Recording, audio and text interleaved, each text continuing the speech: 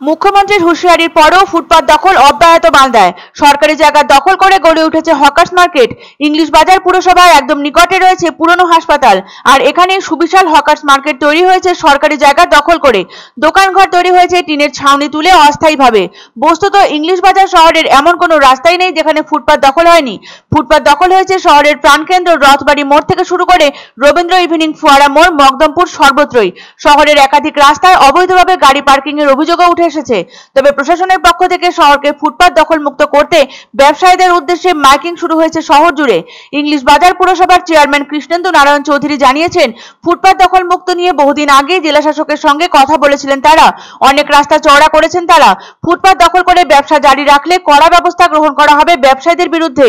তিনি আরো জানান, তাদের কাছে সবার আগে মানুষ। সরকারি জায়গায় যে হকার্স মার্কেট রয়েছে সেই বিষয়টি নিয়ে জেলা শাসকের সঙ্গে আলোচনা করে যা যা করণীয় তা করবেন তারা। অপরদিকে তৃণমূলের মদতে ফুটপাত দখল এবং সরকারি জায়গা দখল করে হকার্স মার্কেট তৈরি হয়েছে বলে কটাক্ষ করে জানিয়েছেন ইংলিশ বাজার পুরসভার বিরোধী দলনেতা অম্লান ভাদুড়ী। তবে এই বিষয়ে মালদা মার্চেন্ট চেম্বার অব কমার্সের সভাপতি জয়ন্ত কুণ্ডু জানান, মানুষের স্বার্থে দখল করা যাবে না ফুটপাত। মুখ্যমন্ত্রীর এই জনকল্যাণমূলক উদ্যোগের সাধুবাদ জানালেন তিনি। অন্যদিকে সরকারি জায়গায় হকার্স মার্কেট তৈরির প্রসঙ্গে তিনি বলেন, জেলা প্রশাসনের অনুমতিতেই সে সময় হকার্স মার্কেট তৈরি হয়েছিল। তবে সরকারি জায়গা দখল করে হকার্স মার্কেট থাকুক, এটা কাম্য নয় তাদেরও। সরকারি জায়গায় তৈরি হকার্স মার্কেটের ব্যবসায়ীরা জানান, প্রথমে তারা ফুটপাতে ছিলেন, এরপর এখানে এনে বসানো হয়েছে তাদেরকে বিকল্প কিছু ব্যবস্থা করে দেওয়া হলে সরকারি জায়গা তারা ছেড়ে দেবেন। অপরদিকে শহরের ফুটপাত ব্যবসায়ীরা জানিয়েছেন, ফুটপাত থেকে উৎখাত করা হলে তারা যাবেন কোথায়, তাদের জীবিকা সংস্থানের বা কি হবে?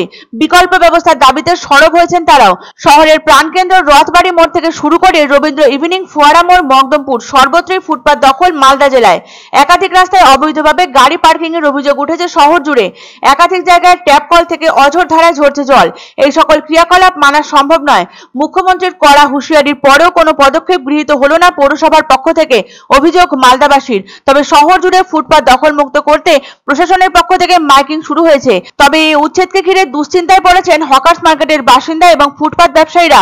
তাদের কর্মসংস্থান এবং পরিবার প্রতিপালন কার্যত অনিশ্চিত এই মুহূর্তে। সেক্ষেত্রে বিকল্প ব্যবস্থার দাবি জানিয়েছেন তারা। আমরা এখানে ব্যবসা করছি 10 বছর থেকে। বিজেপি উঠে আমরা যাবো কোথায়? গরিব মানুষ আমরা কি করে খাবো? আমাদের ব্যবস্থা করে দিন, তাহলে আমাদেরকে যদি উঠতে হয় তা আমাদের ব্যবস্থা করে দিন। আমরা যাবো কোথায়? গরিব মানুষ আমরা ব্যবসা করে খাই ফুটপাতে। আমরা চাই যে রাস্তার উপরে যারা ব্যবসা করছেন তাদের যন্ত্র রাস্তাতে ব্যবসা তারা না করে আমরা ব্যবসায়ীদের কাছে সমস্ত ফুটপাত ব্যবসায়ীদের আমরা ডেকে পাঠাবো কয়েকদিনের মধ্যে। তাদের সঙ্গে মিটিং করব যাতে তারা ফুটপাতটা দখল না করে। এদেরকে যদি উচ্ছেদ করতে হয়, এদেরকে যদি সরাতে হয়, সেটা আমাদের মনে হয় পৌরসভার পক্ষে সেটা সম্ভব নয়। মুখ্যমন্ত্রী যতই বলুক এগুলো কোনো মতেই সম্ভব হবে না।